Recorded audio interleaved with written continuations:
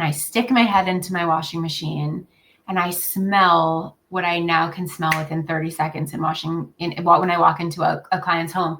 But I took a flashlight and pulled the drum apart and pulled the lip back, and the entire thing was covered in black mold.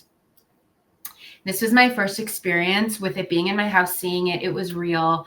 And it was the first time I had real answers about what was going on. So I see this all the time in front loading washing machines because the moisture collects in the lip of the machine.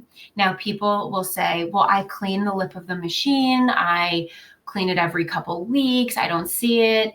And if they do see it, they say, oh, well, I've replaced the lip and I think I'm okay.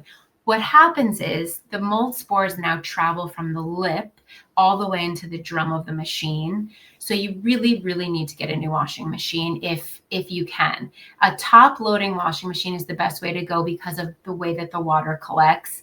And the products from EC3 for Microbalance saved my life because in the interim, I used this solution to wash my products. I washed every single article of clothing. I washed every single sheet, every pillowcase.